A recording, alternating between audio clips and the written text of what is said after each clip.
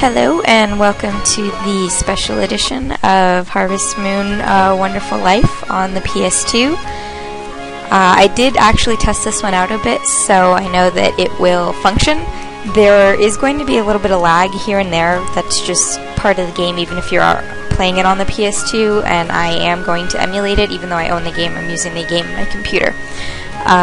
There may also be a little bit of artifacting, but it should be really, really minimal, so we should be able to just play this normally, and I plan on at least doing the first 3 or 4 chapters, depending on if people hate it.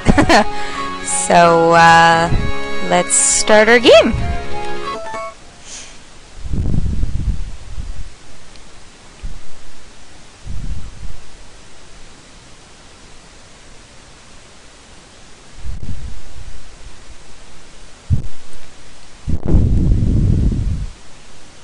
Ah, what nice weather we have today. Where are we going? Well, let's just say we're going to a place that I promised your father I would take you. This place? Your father and I stumbled upon it long ago when we were both still young. The people who live here call it Forget-Me-Not Valley. Actually, everybody calls it that. Well, here we are. This is it.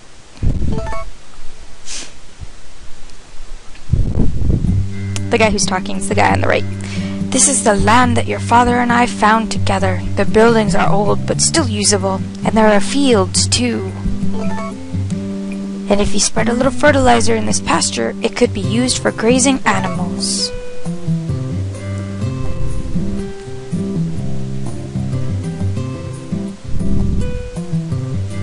So intense. Well, what do you think? Do you want to try farming? No way!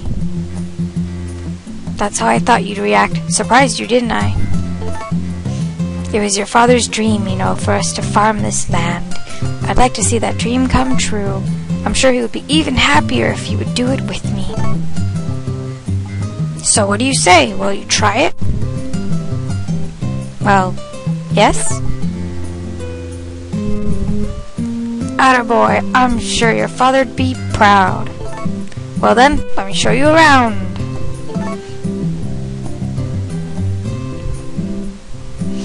This is the barn. You can keep cows, horses, and sheep here. I'll show you the inside later.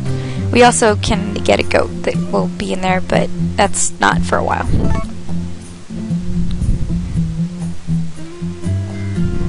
The next door is the tool shed. We actually will not be using the tool shed a whole lot, especially in the beginning here, because there's not a limited amount of rucksack space in some of the other games, so I'll probably just carry everything with me for the most part. There are shelves for tools and other things in here. Feel free to use the tools in here. Redundant. The tools you will need right away are on the tool shelf, and some crop seed is on the tool shelf too. Be sure to get them. Okay.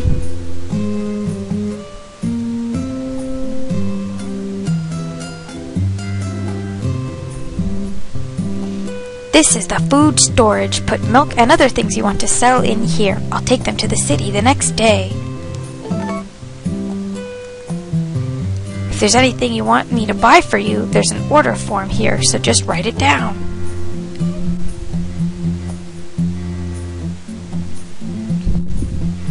This is the chicken coop.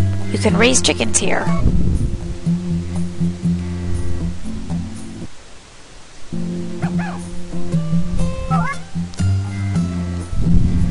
We are so startled. Puppies! So the floppy-eared puppy is the traditional Harvest Moon puppy, but I think we're gonna go with the pointy-eared puppy, just to be a little different. It looks like we have some stray dogs here. They seem to like you. Ellipses. Oh, alright. I'm not too fond of dogs, so just one, okay? Now, he actually will just let us pick one, and then he'll take the other one to some nice family in the city, which is kind of cool that they don't just say, don't worry about what happens to the other one.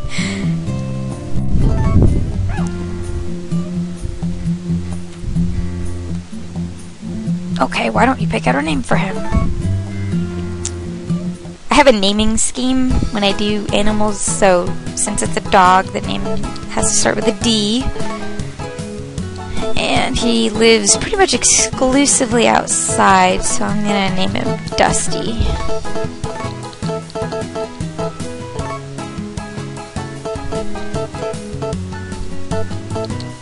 Dusty Whistle.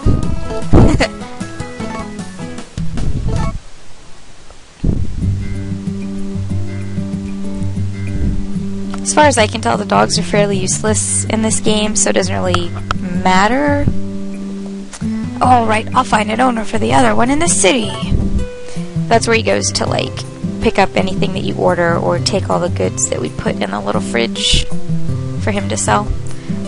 I'll make a doghouse for him later, too. And he actually will. It'll be a cute little doghouse next to our house.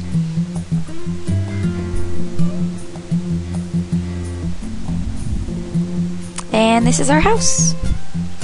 Just as he says.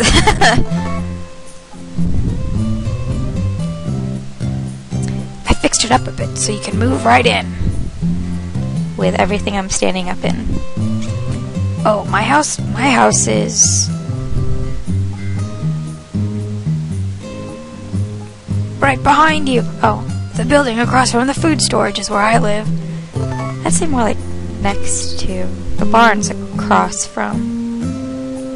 Well, that's about it for now. When you get the hang of things, you may want to add more buildings. Which we will. Oh yeah, come here for a minute.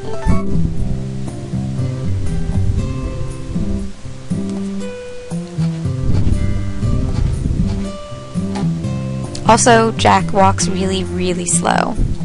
Well, Jack is the generic name for this character, but we're going to name him something else once we get to that point. And he bought us a cow. I bought you a cow! This is her feed box. I'd like you to give her a name. And because it's a cow, and I name things with a naming scheme, it will start with M for moo cow. And my husband wanted me to name this one Melody. So that's what I'm going to name her.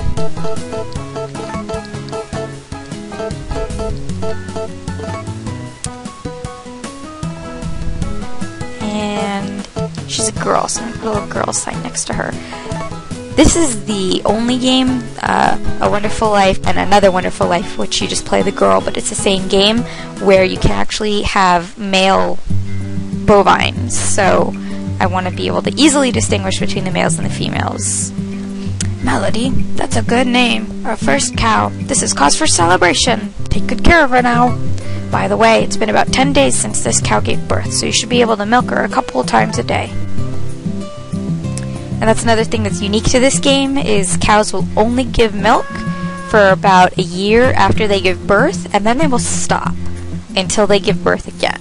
So we have to kind of keep making them pregnant and have babies and then sell the babies, which, I mean, is kind of harsh, but that's the mechanic of the game. And we can't butcher them, we can only sell them and pretend that nothing bad happens. I think that's everything. Almost forgot. You've got to think of a name for the farm. Have any good ideas?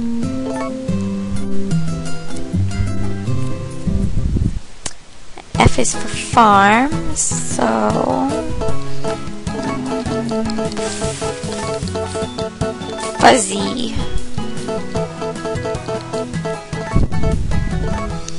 Yes, that name is okay.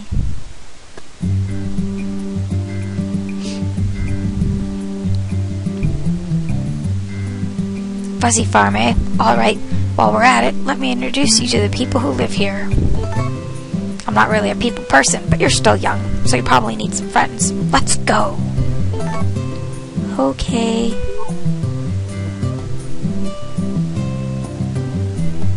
What's wrong? Nothing?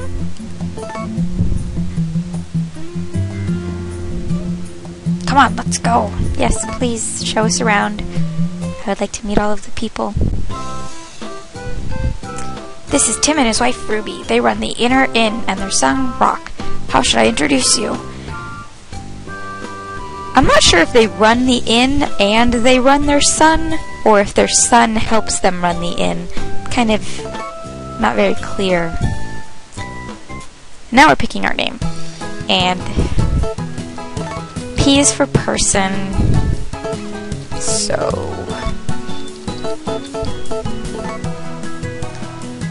gonna name him Purity, because I can. Yes.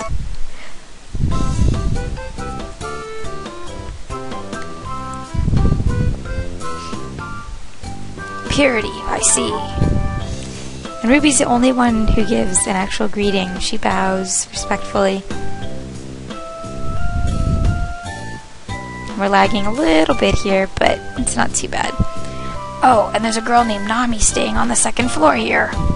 She's one of the marriage prospects. I actually married her the very first time I played this game because she's a redhead, so when we get married and have a kid, the kid would be a redhead too. But she was a terrible wife and mother. Like, she didn't pay any attention to the kid, would be out all night, so we're not going to marry her again. This is Galen and his wife Nina. And no, I'm not going to give the spoiler about what happens with them. This is Chris. I like her glasses. Very 60s. This is her husband Wally and their son Hugh. They are athletic.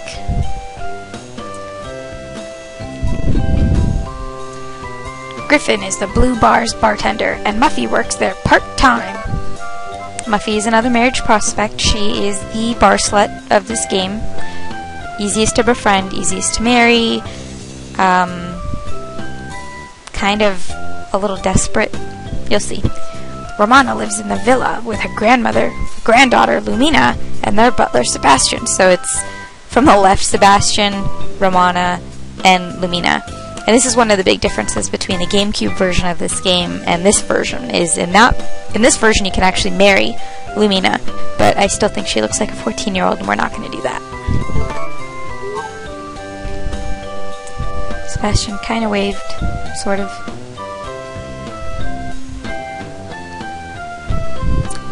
And this is the fourth and final marriage prospect. Vesta also runs a farm here. Over there is Vesta's brother Marlon, and that's Celia, who helps them with their work. They'll sell you seeds for your crops. So there she is. Hi, Celia. So I don't know if Celia is related to Vesta and Marlon, but they are kind of taking care of her while she's working for them. So it's kind of a filial bond of some kind. There are people living over there too. You can see this pointed, conical roof building. It's actually kind of just like a tent. And a hippie lives there. And then you see in the background, there's just some structures, and that's where an artist lives. And then kind of in the mid-ground where there's sparkly stuff is a kind of evil mad doctor guy. And he's kind of an interesting character. There are two brothers who make fireworks, an artist and a guy who does experiments, a guy who's always playing the guitar. Oh, the two brothers who make fireworks, you can't really see their house from here, but they're way, way, way in the background. And the guy who plays the guitar is the hippie. Oh, and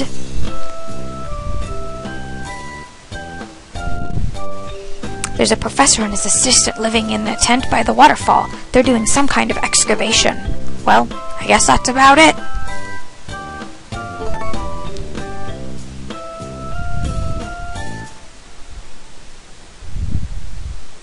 You must be tired out by all of this excitement. You can take it easy for a while. If you have any questions, ask me anytime. Well, have a good rest.